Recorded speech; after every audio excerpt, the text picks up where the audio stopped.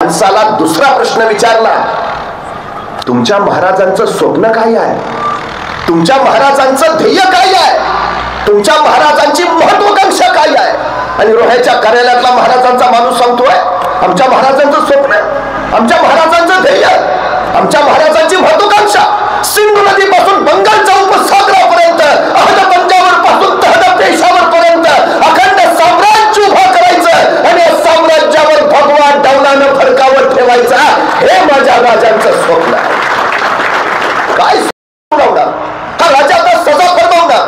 पण महाराजांनी काही सजा सुनावण्या अगोदरच सावित्रीबाई सरकन पुढे झाल्या आणि स्वतःच्या हातातलं तानं बाळ त्यांनी महाराजांच्या मांडीवर ठेवलं आणि सावित्रीबाई महाराजांना म्हणाल्या, मी तुमची दोषी आहे, मी तुमची कैदी आहे, काही शिक्षा द्यायची असेल तर ती मला द्या, पण या साऱ्या प्रसंगात माझ्या या तान्या बाळाचा काही दोष नाही, त्याला दोषीश नको.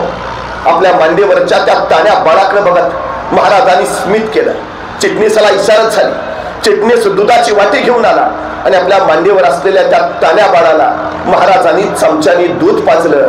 दूध पाजून झाल्यावर महाराज त्या तान्या बाळाकडे बघत सावित्रीबाईंना म्हणाले, हा आमच्या मांडीवर जो आहे ना तो आमचा भाचा आहे, हा आमचा भाचा आहे. म्हणजे तुम्ही आमच्या बहीण झाला, मग कुठला भाऊ बहिणीचं राज्य बळकावतो, कुठला भाऊ बहिणीला सजा देतो, कुठला भाऊ बहिणीला शिक्षा फरमावतो. सखोजी यांचं राज्य यांना परत द्याच, पण आमच्या बहीण म्हणून आमच्याकडून चोरी बांगडीसाठी यांना नवराज्य जोडून द्या.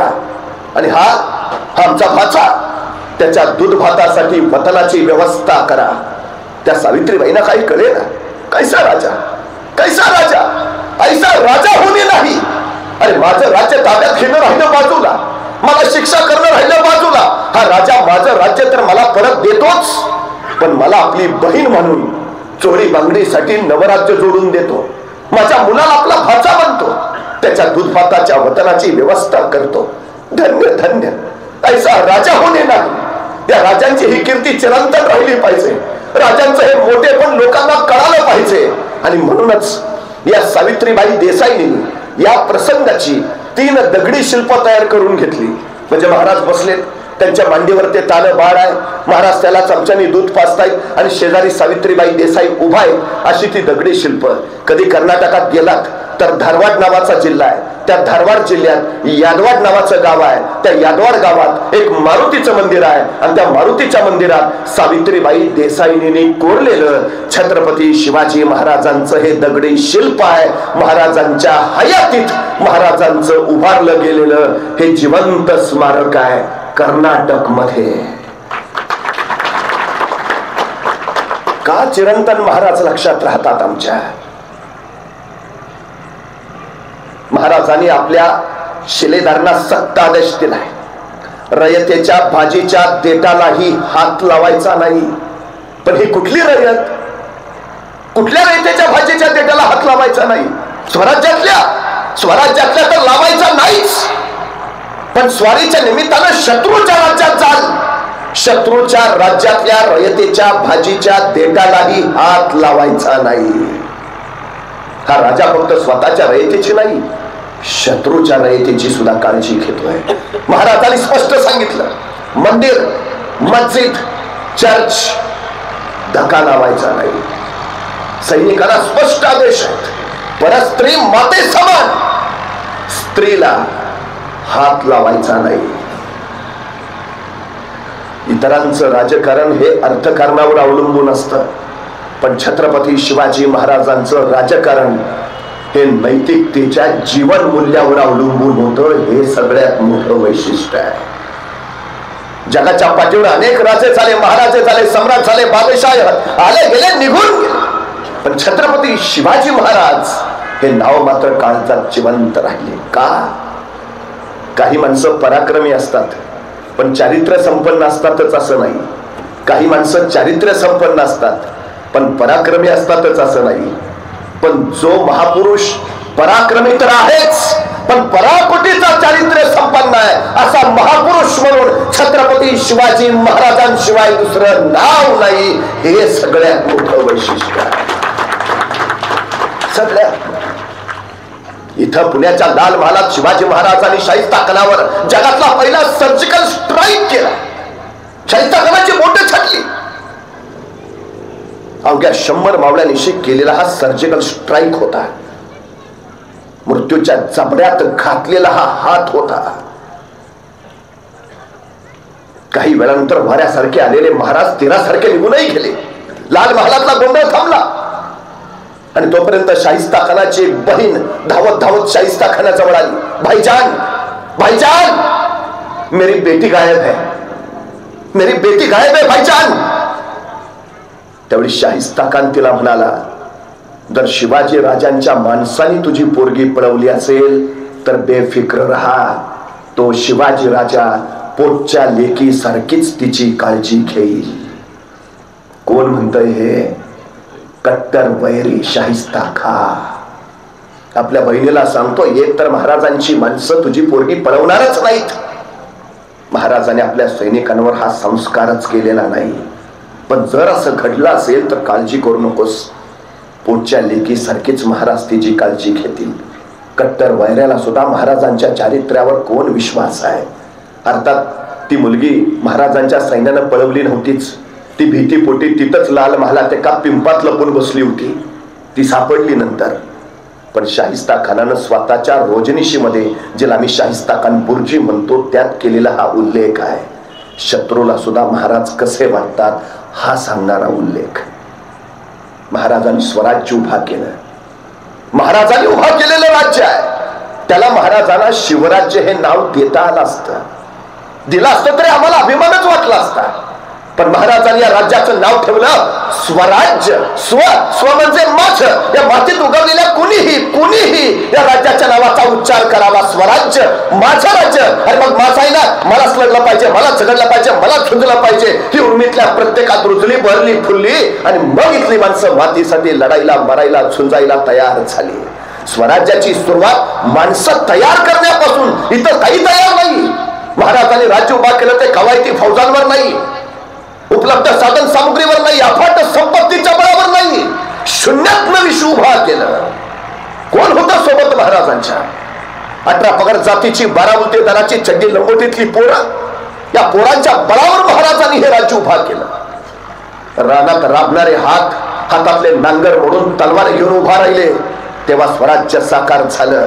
हे शेतकऱ्यांनी निर्माण केलेलं राज्य आहे. प्रेरक झाले महाराज, असंख्याला प्रेरणा दिली आणि त्यातून मातीसाठी समर्पित होणारी मांद्याळी तयार झाली. हे महाराजांचं वैशिष्ट्य. दगडा मातीचे गडकोट महाराजांनी उभारले, हे त्यांचं कर्तृत्व आहेच. पण त्याच गडकोटांसारखी बुलंद आणि बलाढ्य माणसं त्यांनी घडवली, हे त्यांचं सगळ्यात मोठं वैशिष्ट्य आहे. कुणी घ्या, तानाजी, बाजी, यसाची, कोंडाची, कर्तोची, प्रत्येकाचं आयुष्य सांगतं कसं जगावं आणि कसं मरावं. नॅशनल कॅरेक्टर्स तयार केली महाराजांनी. राष्ट्रीय चारित्र्य घडवलंय. काय दिलं असेल महाराजांनी इथल्या प्रत्येकाला? बघा ना, आमच्या तानाजींनी पोराचं लग्न काढलंय. पत्रिका द्यायला महाराजांकडे आला. राज, रायबाच्या लग्नाला यायचं बरं का. मात्र राजांची नजर आहे कोंढाण्यावर आणि कोंढाण्याकडे पाहता पाहता राजे तानाजींना म्हणाले, तान्हा, कोंढाणा घ्यायचं म्हणे आहे रे. तसे सर दिशे उठले तानाजी, हातातल्या पत्रिका फेकल्या. राजा आधी लग्न कोंढाण्याचं, मग रायबाचं, आणि पोराचं लग्न टाकून तानाजी कोंढाण्याचं लग्न करायला गेले. गेले गेले गेले असे गेले की रायबाचं लग्न करायला परत आलेच नाहीत. मला राहून राहून प्रश्न पडतो, काय दिलं असेल महाराजांनी? का महाराज म्हणले असतील तानाजींना, तान्हा तेवढा कोंढाणा घ्या, मग पंचायत समितीच्या तिकिटाचं तुमचं बघतो. काय दिलंय? काही नाही. महाराजांनी दिला महामंत्र. महाराजांनी स्पष्ट सांगितलं, मी म्हणतो म्हणून नको येऊस, मी सांगतो म्हणून नको लढूस. तुला जर वाटत असेल तुझ्या पोरी बाळींची आपण सुरक्षित राहावी, तुला जर वाटत असेल तुझं राज्य तुझंच राहावं, तुला जर वाटत असेल तुझ्या उद्याच्या पिढ्या सुखात नंदाव्या, तर ये. मी सांगतोय म्हणून नव्हे.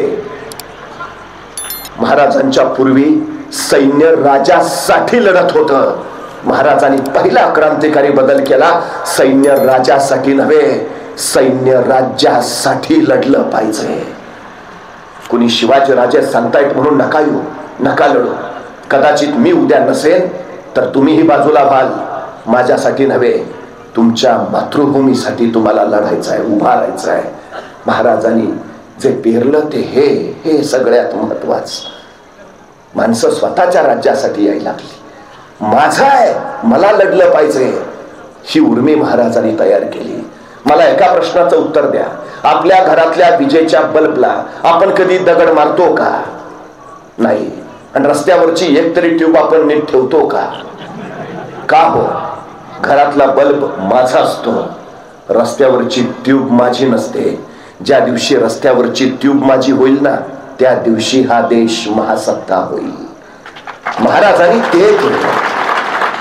जे माझं आहे त्याच्या रक्षणासाठी मी पुढे धावतो, जे माझं आहे त्याच्या संवर्धनासाठी मी समर्पित होतो. अरे तुझं आहे, तुलाच उभं राहावं लागेल. असा एक एक एक एक एक एक महाराजांनी माणूस उभा केला.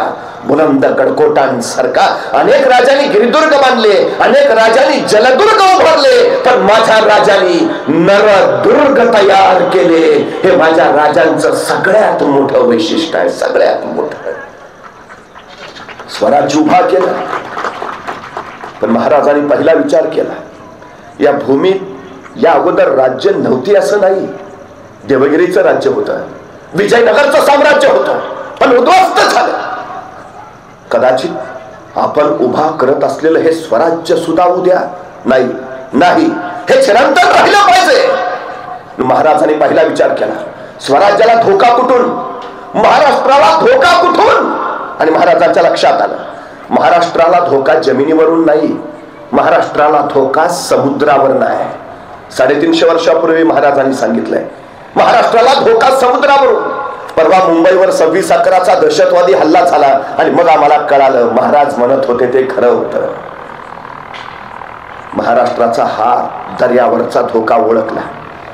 देश आमचा, भूमी आमची, मग या भूमीतला दर्या सुद्धा आमचाच हवा, पण तो आमचा नव्हता. समुद्रात आमची नौका घालायची झाली तर आम्हाला पोर्तुगीजांचा परवाना घ्यावा लागायचा.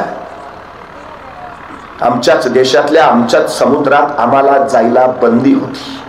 महाराजांनी सांगितलं नाही, दर्याला व्यसन घातलीच पाहिजे, दर्यावर आपलीच हुकूमत हवी. आणि म्हणूनच सम्राट चंद्रगुप्तानंतर हिंदुस्थानात स्वतःच आरमार उभा करणारे पहिले राजे म्हणून आम्हाला छत्रपती शिवाजी महाराजांचं नाव घ्यावं लागतं.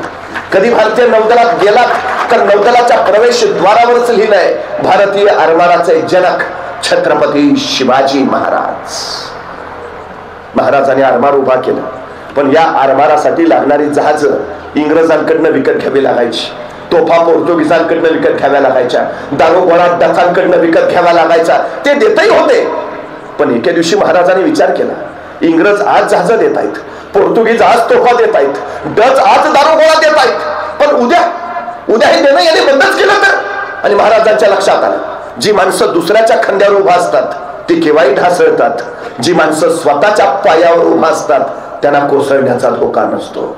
स्वराज्य स्वतःच्या पायावर उभा राहिलं पाहिजे, स्वराज्य स्वयंपूर्ण झालं पाहिजे, स्वराज्य स्वावलंबी असलं पाहिजे. आणि म्हणूनच महाराजांनी रत्नागिरी जिल्ह्यातल्या विजयदुर्गला जहाज बांधायचा कारखाना काढला, मुंबई जवळच्या कल्याणला आरमाराची गोदी काढली, पुण्याजवळच्या मावळामध्ये तोफा ओपायचा प्रचंड मोठा कारखाना उभा केला. स्वराज्यासाठी लागणारा दारूगोळा स्वराज्यातच तयार होऊ लागला. महाराजांनी मराठी माणसाला उद्योग दिला, रोजगार उपलब्ध केला.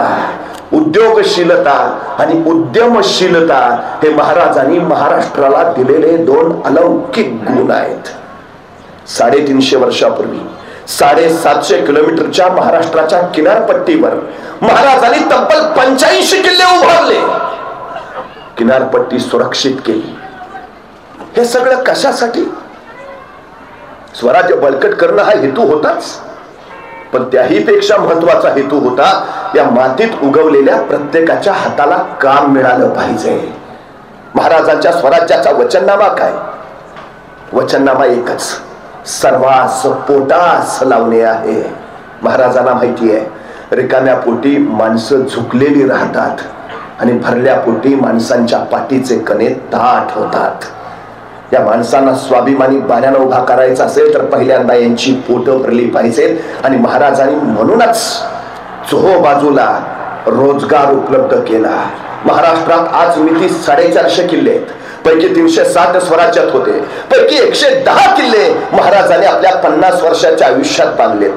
50 वर्षात एक घर बांधून होत नाही आम्हाला, महाराजांनी 110 किल्ले बांधलेत. स्वराज्य बळकट करणं हा हेतू आहे, पण त्याहीपेक्षा महत्वाचा हेतू आहे या मातीत उगवलेल्या प्रत्येकाच्या हाताला काम मिळावं. सुतार, लोहार, चांभार, न्हावी, जोशी, गुरववाणी, मुलारी, साडी, माळी, तेली, धनगर, कोळी, आगरी, भंडारी सारी पोटाला लागली पाहिजे. हे सगळ्यात महत्वाचं. महाराजांनी ते विलक्षण कार्य इथं केलं. अहो, एखादा सुतार एखादी लाकडाची फळी रांधायचा, त्याने रांधलेली फळी एखाद्या जहाजाला बसवली जायची, मग ते जहाज युद्धात उतरायचं, युद्धात त्या जहाजाला विजय मिळायचा आणि तो सुतार छाती काढून सांगायचा, त्या जहाजाची फळी मी रांधलीये, मी. कोण आनंद दिला महाराजांनी, कोण अभिमान दिला. राज्य आपलं कधी वाटतं? त्या राज्याच्या कार्यात आपला सहभाग असेल तर. महाराजांनी शेवटच्या माणसाचा सुद्धा स्वराज्यकारी सहभाग घेतला. त्याला ते राज्य आपलं वाटलं. आपलं आहे ना, मग आपल्यालाच झटलं पाहिजे ही उर्मी त्याच्यात निर्माण झाली.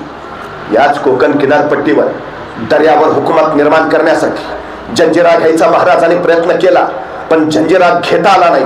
अखेर जंजिराच्या उरावर महाराजांनी दुसरी शिवलंका उभारली. 84 बंदरे ऐसी जागा नाही, ऐसा चकोट केला सिंधुदुर्ग. महाराजांनी सिंधुदुर्ग उभारला. अहो, या सिंधुदुर्गाचं बांधकाम चालू होतं त्यावेळी महाराजांनी सिंधुदुर्गाच्या तिथल्या बांधकाम प्रमुखाला पत्र पाठवलंय. काय लिहितायत महाराज त्या बांधकाम प्रमुखाला? त्याला सांगतायत, इंग्रजांकडनं शिस मोजून घेणे, इंग्रज धूर्त दिले म्हणून सांगतील आणि वजनात पाप करतील. महाराज लिहितायत, किल्ल्यास लागणारी वाळू धुवून घेणे, वाळूस माती चिकटलेली असेल तर समुद्राच्या लाटांनी परत माती विरघळेल आणि बांधकाम पोकळ होईल, काळजी घेणे. महाराज सांगतायत, वाळू धुवून घ्या. इतके बारकावे आहेत महाराजांचे, इतका अभ्यास, इतकं निरीक्षण आहे. आणि हे बांधकाम बघायला महाराज सिंधुदुर्गावर आले. बांधकाम पाहता पाहता अचानक महाराजांचा डावा पाय तिथल्या ओल्या बांधकामाच्या चुन्याच्या गिलाव्यावर पडला आणि महाराजांच्या पायाचा ठसा त्या गिलाव्यावर उमटला.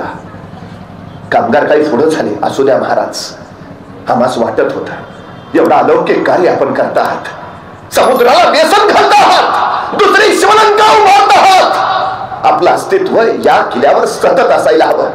या ठशाच्या रूपाने ते राहील. महाराज, एक विनंती आहे, त्याने आणखी चुन्याचा ओला गिलावा पुढे केला, आपल्या हाताचा ठसा यावर द्यावा. महाराजांनी आपल्या हाताचा ठसा त्यावर उमटवला. पुढच्या काळात महाराणी जिजाबाईंनी याच महाराजांच्या ठशांना कोणाऱ्यात बसवलं, त्याला सुरक्षित आणि संवर्धित केलं. महाराजांच्या हयातीत महाराजांचं उभारलं गेलेलं हे सिंधुदुर्गावरचं जिवंत स्मारक आहे. महाराजांच्या हाताचे आणि पायाचे ठसे. महाराज एवढ्यावरच थांबले नाहीत. वीज डच कधीही पाठ फिरवतील, आरमारासाठी लागणारी जहाज तोफा न देतील, पण स्वराज्याच्या बनावटीची जहाज आता दर्यात तरंगू लागली. रत्नागिरीच्या विजयदुर्ग किल्ल्यात जहाज बांधणीचं काम जोरात चालू झालं. स्वराज्याच्या बनावटीची जहाज दर्यात उतरली, त्याच्यात तोफा चढवल्या, पण तोफा अवजड, त्या अवजड तोफ्यांच्या ओझ्यानं जहाज डचमळायचं, सबब नेम चुकायचा, तोफेचा गोळा पुढे सुटला, दाब मागा पडला की जहाज पाण्यात बुडायचं.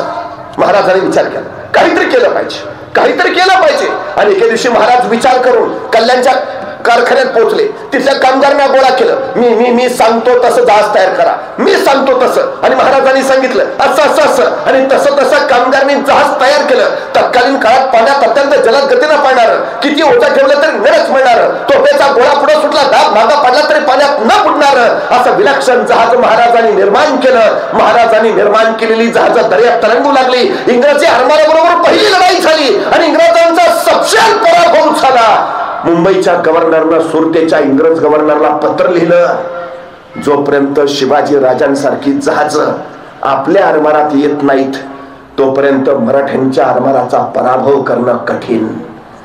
सुरतेच्या इंग्रजांनी शोधलं, अशी कसली महाराजांकडे जहाज आहेत, आणि लक्षात आलं ही महाराजांनी स्वतः तयार केलेली जहाज आहे. ज्या इंग्रजांकडनं महाराजांना जहाज विकत घ्यावी लागायची, त्या इंग्रजांनी महाराजांना पत्र पाठवलं, तुम्ही तयार केलेलं जहाज आम्हाला विकत देता का? महाराजांनी त्या जहाजाचं नाव ठेवलं संगमिरी जहाज. ही महाराजांची निर्मिती आहे 350 वर्षापूर्वी. ते हल्ली आमच्यात गोंधळ झालाय. मराठी माणसाला उद्योग जमत नाही, मराठी माणूस व्यापारात माग, 350 वर्षापूर्वी तुमचे आमचे बापजादे युरोप, इराण, तुर्कस्तानला मसाल्याच्या पदार्थाचे व्यापार करायला जायचे. किनारपट्टीवर महाराजांनी नुसते 85 किल्लेच नाही बांधली, 2 जागतिक कीर्तीची बंदरं होती. पूर्वेला येमेन पर्यंत आणि पश्चिमेला इंडोनेशिया पर्यंत मराठ्यांची जहाज व्यापार करायला जात होती. केवढं अफाट कार्य उभारलंय महाराजांनी, केवढं अफाट कार्य. अबेकरे नावाचा एक फ्रेंच प्रवासी रोह्याच्या कार्यालयात उतरला. आता हुकूमत दर्यावर महाराजांची होती, त्यामुळे त्याला राजापूरच्या बंदरात जायचं होतं. आणि राजापूरच्या बंदरापर्यंतचा जर प्रवास करायचा असेल तर छत्रपती शिवाजी महाराजांच्या कार्यालयातून परवाना घेतल्याशिवाय त्याला पुढे जाता येणार नव्हतं. म्हणून हा अबेकरे महाराजांच्या रोह्याच्या कार्यालयात पोहोचला. मला राजापूरच्या बंदराला जायचा परवाना हवाय. परवाना तयार करता करता ह्या अबेकरेनं रोह्याच्या कार्यालयातल्या महाराजांच्या माणसाला विचारलं, तुमचे महाराज प्रत्येक लढाईत यशस्वी होत आहेत, जणू पराभव त्यांना मान्यच नाही आणि त्यांना होतही नाही. महाराजांच्या यशाचं नेमकं कारण काय? तुमच्या महाराजांच्या यशाचं सूत्र काय? आणि रोह्याच्या कार्यालयातला शिवाजी महाराजांचा माणूस सांगतोय, आमच्या महाराजांच्या यशाचं कारण अभ्यास, विलक्षण अभ्यास. असा कुठला क्षेत्र नाही, असा कुठला प्रांत नाही ज्या क्षेत्रा प्रांताचा माझ्या राजांचा अभ्यास नाही. राज्यशास्त्र, अर्थशास्त्र, समाजशास्त्र, धर्मशास्त्र. महाराजांना इतिहास तर तोंडपाठ आहेच, पण महाराजांचा भूगोल ही तोंडपाठ आहे. महाराष्ट्रातले डोंगर, दऱ्या, नद्या, नाले, सह्याद्री हा सारा महाराजांच्याकडून नजरेसमोर आहे. महाराजांनी स्वतः प्रांता प्रदेशांचे नकाशे तयार करून घेतलेत. महाराजांनी इतका अभ्यास शत्रूचा कदापि नाही. या अभ्यासाच्या बळावरच महाराज यशस्वी होत आहेत. का महाराज यशस्वी झाले? विलक्षण अभ्यास. हल्ली आमची अडचण काय आहे, आम्हाला करावंसं भरपूर वाटतं, पण ज्यात कार्य करायचं आहे त्याचा अभ्यासच नाही. परवा एका गावातली 4 पोरं एकत्र आले, म्हणले काय नोकऱ्या नाही, काय नाही, करावं काय. मग बराच वेळ विचार करून चौघांनी ठरवलं, म्हणले व्यवसायात उतरो कुठल्या तरी, त्याशिवाय पर्याय नाही. चौघांनी डोकं लावलं, मग निर्णय झाला. आपलं गाव जरा आत आहे, स्टँड गावाचं बाहेर आहे. माणसं एसटीतनं उतरली की 2 किलोमीटर चालत गावात येतात, लय त्रास पडतो. एक व्यवसाय करता येईल. दुसरा म्हटला कुठला? रिक्षा घेऊ. माणसं एसटी स्टँडवर उतरली की रिक्षातनं गावात जोरात धंदा चालल. 10-12 एसटी येतातच. चौघांनी पैसे काढले, घेतली रिक्षा. रिक्षा घेतली, नवी स्टँडवर आले, रिक्षा स्टँडवर लावली. चौघातले 3 मागं बसले, चौथा पुढे बसला. आली एसटी, माणसं उतरली, रिक्षा दिसल्यावर पळाली. वाकून बघितलं, रिक्षा फुल. चला, रिक्षा घेतली खरी, पण 3 महिने यांना ग्राहकच भेटला नाही.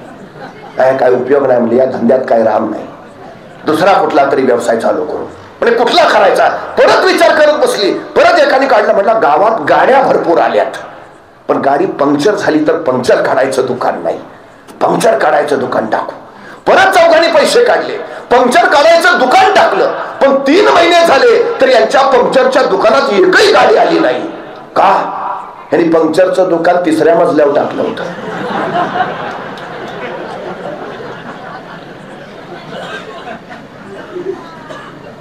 काय करायचं आहे, कधी करायचं आहे, कुठं करायचं आहे, कसं करायचं आहे, या प्रश्नांची उत्तरं शोधणं म्हणजे त्या क्षेत्राचा अभ्यास करणं. महाराजांचा हा विलक्षण अभ्यास आहे, विलक्षण. का महाराज यशस्वी झाले? तुम्ही काम किती करता याला महत्व नाही, तुम्ही काम कसं करता हेही महत्वाचं नाही, तुम्ही तुमच्या कामाचं नियोजन कसं करता हे फार आणि फार महत्वाचं आहे.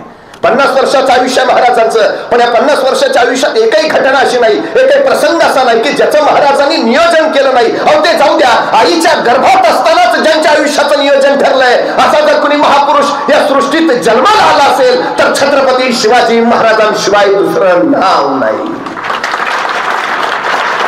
जन्माला यायच्या आधीच ठरलंय का जन्माला यायचं आहे, जन्माला यायच्या आधीच ठरलंय जन्माला येऊन काय करायचं आहे.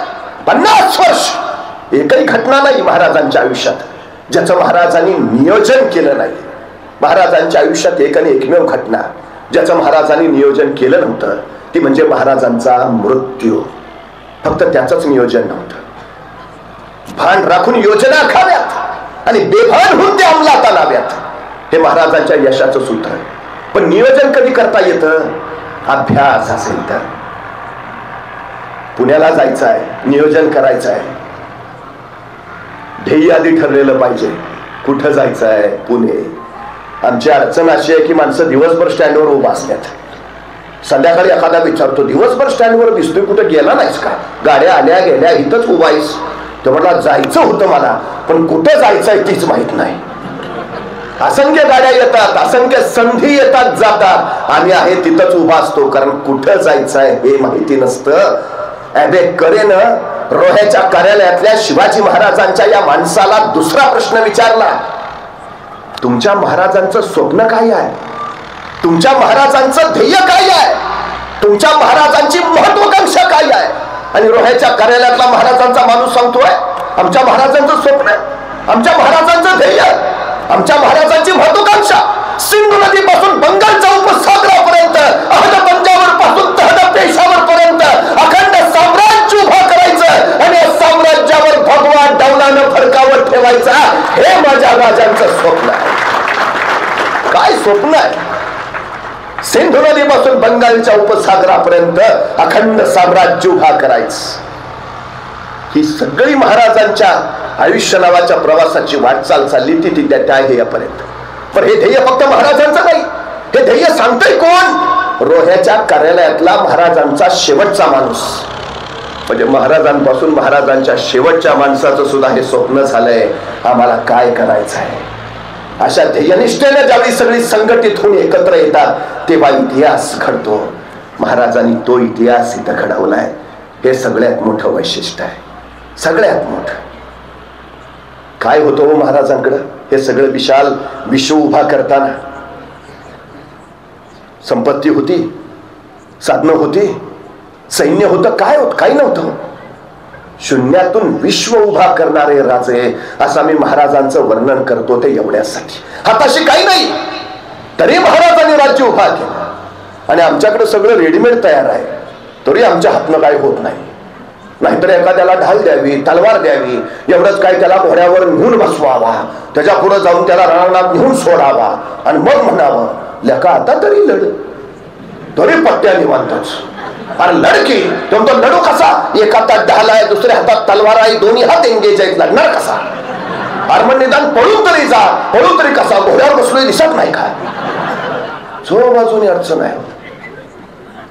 मुंगी बघितली? मुंगी मुंगी मुंगी मुंगी केवढीशी, तिचं डोकं केवढंस, डोक्यातला मेंदू केवढासा, तरी पण त्या मुंगीला बरोबर कळतं कुठल्या गावातल्या कितव्या आळीतल्या, कितव्या घरातल्या, कितव्या खोलीतल्या, कितव्या कपाटावरच्या, कितव्या फळीवर किती नंबरचा साखरेचा डबा आहे. सांगावं लागत नाही, रस्ता दाखवावा लागत नाही. मुंगी कणभरच असते, पण मनभर साखर फस्त करते. मराठे सुद्धा कणभरच होते, पण मनभर मोहन मस्त केले ते या निश्चयाच्या आणि निर्धाराच्या बळावर. मुंगीचं ध्येय ठरलंय साखर, महाराजांचं ध्येय ठरलंय स्वराज. मनभर आहोत की कणभर याचा फरक पडत नाही. उन्हात फक्त जिद्द हवी, निर्धार हवा आणि निश्चय हवा. बस. आमच्या पोरांना एकदा हे कधीतरी सांगा, सगळेच गुण सगळ्यांच्यात कधीच नसतात, पण प्रत्येकात काही ना काही अलौकिक गुण असतो. आपल्यात काय आहे त्याचा शोध घ्या, त्याचा विकास करा. माणसं जे नाही त्यासाठी रडत बसतात आणि जे आहे त्याच्याकडे दुर्लक्ष करत राहतात. महाराजांनी माणसं मिळवली. महाराजांना माहिती आहे कणभर सोनं मिळवायचं तर मनभर माती बाजूला सारावी लागते. असंख्य माणसातून महाराजांनी हिरे वेचलेत, ते घडवलेत, त्यांना पैलू पाडलेत आणि मग ही माणसं नॅशनल कॅरेक्टर्स झालीत. कोण आहेत ही माणसं? 13, 14, 15, 16 वर्षाची पोरं ठोरं महाराज गोळा करायचे, दूरवर एखाद्या जंगलात जायचे, जंगलातल्या दाट झाडी त्या पोरांना तलवारबाजीचं युद्धाचं शिक्षण प्रशिक्षण द्यायचे, पण कुणाला नकळत, कुणाला कळणार नाही अशा बेतानं. आणि आपल्या जंगलात आत काय चाललंय ते बाहेर कुणाला कळू नये म्हणून शिवबाराजांनी जंगलाच्या बाहेरच्या झाडावर एक पुण्या उभा केलेला असायचा. त्याला सांगितलेलं असायचं, कुण्या अनोळखी माणूस येताना दिसला की तू नुसता खुन्याचा आवाज कर. तुझा खुन्याचा आवाज ऐकला की मी तलवारी शमशेर लपवून ठेवतो आणि विट्टीदांडूचा खेळ चालू करतो, म्हणजे कुणाला कळणार नाही. आपलं हात काय चाललंय ते. त्या दिवशी शिवबाराजांचा खेळ रंगात आला होता. आपल्या सोबत त्यांना तलवारबाजीचं युद्धाचं प्रशिक्षण दिलं जात होतं. त्यावेळी जंगलाच्या बाहेरच्या झाडावर एक खुनेचं पोरग टेहळणी करत बसलं होतं. त्यावेळी त्याला दिसलं एक 15-16 वर्षाचं रांगडा पोरग येताना. तसं खुनेचा पोर थररलं, नीट निरकून बघितलं, येणारा पोर अनोळखी वाटलं. तसं बसल्या जागेवरून त्यांनी हुबेहूब मोराचा आवाज काढला. मोराचा आवाज म्हणजे खून. शिवबाराजांना कळवायची, कुणी अनोळखी येतंय सावध राहा. शिवबाराजांनी मोराचा आवाज ऐकला. आपल्या सोबत्यांना सांगितलं, अरे तलवारी शमशेर लपवून ठेवा, विटीदंडूचा खेळ चालू करा, कुणी अनोळखी येत आहे. पोरांनी तलवारी लपवल्या, विटीदंडूचा खेळ चालू झाला. तोपर्यंत जंगलाच्या बाहेरच्या झाडावरचं ते खुनेचं पोरग टप्प दिशेखाली पडलं होतं. 15-16 वर्षाच्या त्या रांगड्या पोरापुढे उभा राहिलं होतं आणि त्याला दमात घेऊन विचारत होतं, कोण रे तू? आणि ते 13-14 वर्षाचं रांगडं पोरग सांगत होतं, रामोशाचा बहिर्जीजी. काय काम काढलं सर? काही नाही जी, राजांना भेटायचं होतं. का र? बोलू की राजांना, मग सांगतो. ते पोर म्हणलं, तू तमहताच, मी राजासनी सांगाव देऊन येतो. खुण्याचा पोर गात गेलं, राजांना सांगू लागलं, राज कुणी रामोशाचा बहिर्जी आलायची. राजा म्हणले, दे पाठवू ना. बहिर्जी आत आला, राजाला पुढे उभा राहिला. राजाने विचारलं, काय काम काढलंस रे? तसा बहिर्जी म्हणाला, राज आम्हाला मी तुमच्या खेळात घ्या की सामील करून. राजाने विचारलं, काय येतं तुला? सगळं येतं जी. कसला बी आवाज करतो, कुणाची बी नक्कल करतो. राजा वेषांतर तर असा करतो की तुम्ही बी ओळखायचा नाही. राजाला पटलं वाटलं माणूस कामाचा. असं असं असं चल या आत्तापासूनच आमच्या खेळात ये. तसा बहिर्जी घुटमळला, म्हटला, राज उद्यापासून येतो की जी. कार नाही, बापाला सांगावं दिला असता. राज बापाला सांगून उद्यापासून येतो की जी. राजे म्हणले, ठीक आहे, ये उद्यापासून जा. बहिर्जी जायला वळाला, 5-6 पावलं गेला. अचानक काय वाटलं कुणास ठाऊक, बहिर्जी पुन्हा माघार आला. राजाला म्हणाला, राज एक सांगू का जी? राजे म्हणले, बोल. नाही, कुण्या अनोळखी माणूस आला तर तुम्हाला कळावं म्हणून तुम्ही झाडावर जो पोऱ्या उभा केलाय त्याला सांगा, ह्या दिवसात मोर वरडत नाही. ते नाही, कोणी जाणता माणूस यायचा आणि मोराचा आवाज ऐकायचा. तो विचार करायचा, या दिवसात जर मोर ओरडतच नाही तर आवाज आला कुठनं? ऐकतं गवसून जाल राजा. राजाने माणसं गोळा केली. त्या शेजाऱ्याखोऱ्यातली गिरकंदरातली अचूक ज्ञान सूक्ष्म निरीक्षण असलेली हाच बहिर्जी पुढं राजांचा गुप्तहेर प्रमुख झाला. रवींद्रनाथ टागोर एका ठिकाणी असं म्हणतात की हा देश मुळातच विविध जातींचा, नाना पंथांचा, अनेक धर्मांचा, ह्या साऱ्यांना एकत्र आणणं कठीण. ते एकत्र जरी आले तरी त्यांच्यात एकसंगता निर्माण करणं कठीण. आणि ते जरी एकसंग झाले तरी त्यांच्यात राष्ट्रीयत्व निर्माण करणं हे आणखी महाकठीण. पण हे विलक्षण महाकठीण कार्य छत्रपती शिवाजी महाराजांनी स्वराज्याच्या रूपानं इथं प्रत्यक्षात आणून दाखवलं. 18 पगड जातीचं साऱ्यांचं स्वराज्य महाराजांनी निर्माण केलं. या साऱ्याच्या बळावरच तर महाराजांनी 6 जून 1674 रायगडावर 32 मनाचं स्वर्ण सिंहासन उभा केला. या म्लेंच्या पातशाहीमध्ये मराठा एवढा पातशाह झाला, ही गोष्ट काही साधी झाली नाही असं बखरकरांनी त्याचं वर्णनही केलं. महाराष्ट्र हे पहिलं लोकशाही राष्ट्र म्हणून घोषित झालं. शेतकऱ्यांचं, कष्टकऱ्यांचं, कामकऱ्यांचं राज्य अस्तित्वात आलं. पण महाराजांचा हा राज्याभिषेक होऊ नये यासाठी औरंगजेब जंग पछाडत होता. महाराजांचा राज्याभिषेक त्याला होऊच द्यायचा नव्हता. त्याला राहून आश्चर्य वाटत होतं. 1665 9 वर्ष आधी मिर्झा राजे जयसिंह बरोबर महाराजांचा तह झाला. महाराजांकडे 40 किल्ले पैकी 23 किल्ले त्यांनी मुघलांना तहात देऊन टाकले. उरले फक्त 17 छोटे मोठे. जणू कमावलेलं सारं स्वराज्य महाराजांनी मोगलांना देऊन टाकलेलं तहात. आतापर्यंत केलेले सगळे कष्ट मोगलांच्या ताब्यात एखादा संपून गेला असता, खचून गेला असता, निराश झाला असता. कमावलेलं सारं गेलं. फक्त छोटे मोठे 17 किल्ले. आणि त्याहून आणखी मोठं संकट महाराजांना आग्र्यात जावं लागलं. आग्र्याच्या कैद्यात महाराज अडकले. औरंगजेबाचा डाव तर महाराजांना ठार मारण्याचाच. महाराज जिवंत परत येतील का कुणालाच खात्री नाही. पण तरी त्या संकटावर महाराजांनी मात केली. महाराज आग्र्यातनं निसटले. 1665 साली फक्त स्वराज्यात 17 किल्ले होते. अवघ्या 9 वर्षात महाराजांनी स्वतःला राज्याभिषेक करून घेतला आणि 6 जून 1674 ला महाराष्ट्राच्या स्वराज्यात किल्ले होते 360. फक्त 9 वर्षात, फक्त 9 वर्षात फिनिक्स पक्षासारखी महाराजांनी राखेतनं फरारी घेतली आणि 343 किल्ले काबीज केले आणि राज्याभिषेक झाला. औरंगजेबाला कळत नव्हतं सगळं संपलेलं. हा राजा गरुड छेपेसारखा उभाही राहिला आणि अवघ्या 9 वर्षात त्यांनी स्वतःचा राज्याभिषेकही केला. होता कामा नये. आणि हा राज्याभिषेक मोडायची जबाबदारी त्यांनी इथंच नगर जिल्ह्यात श्रीगोंदा नावाचा तालुका आहे, त्या श्रीगोंद्याच्या भीमेच्या काठावर बहादूरगड नावाचा किल्ला आहे. त्या बहादूरगडावर औरंगजेबाचा दूध भाऊ होता, ज्याचं नाव होतं खान जहान बहादूर खान कोकलताज साहेबाजान. कसं जोरदार नाव आहे, खान जहान बहादूर खान कोकलताज साहेबाजान. आता काय काय लोक विचारतात त्याची बायको कसं नाव घेत असेल, तर आपल्याला काय करायचं, पण नाव जोरात आहे. हो, खान जहान बहादूर खान कोकलताज साहेबाजान. पूर्वी आपली नावं पण जोरात होती. पूर्वी तानाजी, बाजी, येसाजी, कोंडाजी, करतोजी, म्हणजे कुणी आपलं नाव घ्यावं त्याला जी म्हणावंच लागायचं. स्वाभिमान दिला होता महाराजांनी. आम्ही आमच्या हाताने आमची नावं बदलली, दुसऱ्यांची हांजी हांजी करायची सवय लागली. काय दिलं होतं महाराजांनी? स्वाभिमान. स्वाभिमान. पण याचं नाव जोरात खान जहान बहादूर खान कोकलताज साहेबाजान. औरंगजेबाने त्याच्यावर जबाबदारी सोपवलेली, महाराजांचा राज्याभिषेक उद्ध्वस्त करायची. पण ते राज्याभिषेक झाला आणि औरंगजेब भयान संतापला. त्यांनी या बहादूर खानाला खरमरीत पत्र लिहिलं, तू करतोस काय? राज्याभिषेक झाला. त्या बहादूर खानानं औरंगजेबाला कळवलं, हुजूर मी उत्तरेकडनं प्रचंड प्रयत्न केले, पण बहुतेक त्या खुदाचीच इच्छा होती शिवराय छत्रपती व्हावे. काय अलौकिक उत्तर आहे. तो सांगतो मी प्रचंड उत्तरेकडनं प्रयत्न केले, पण बहुतेक त्या परमेश्वराचीच इच्छा होती महाराज छत्रपती व्हावे. आम्ही पामर काय करणार. पण त्याला माहिती होतं आपलं उत्तर काय औरंगजेबाला पटणार नाही. एक तर राज्याभिषेक व्हायला नको होता, झालाय. औरंगजेबाचा सगळा राग हितनं पुढे आपल्यावर निघणार. औरंगजेबाचा संताप परवडणारा नाही. बहादूर खानाला माहिती होतं काही झालं तरी आपल्यावरचा औरंगजेबाचा राग गेला पाहिजे.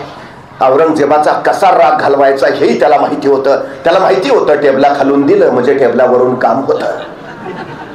पैसे म्हटलं की औरंगजेब पागळायचा. आपल्यावरचा राग जावा यासाठी बहादूर खानानं लगेच आग्र्याला पत्र पाठवलं, हुजूर जे व्हायचं ते झालं, पण इथं बहादूरगडावर मी 1 कोटी रुपये नगद गोळा करून ठेवलेत आणि 200 दक्षिणी घोडी, बस एवढा पावसाला संपू द्या. हे 1 कोटी रुपये आणि 200 घोडी लगेच आग्र्याला पाठवतो. औरंगजेबानं पत्र वाचलं, 1 कोटी नगद, भले पटे शाबास शाबास, दे लवकर लवकर लवकर पाठवून दे आणि हितनं फुरजार नीट राहा. 1 कोटी म्हटल्यावर औरंगजेबाचा रागच गेला. पण बहादूरगडावर 1 कोटी नगद आहेत ही बातमी जेवढ्या वेगात आग्र्याला औरंगजेबाला कळाली, त्याच्या दुप्पट वेगात ते रायगडावर महाराजांना समजले की बहादूरगडावर 1 कोटी नगद आहेत. महाराज म्हटले बरं झालं, नाहीतर राज्याभिषेकाला खर्च झालाच होता.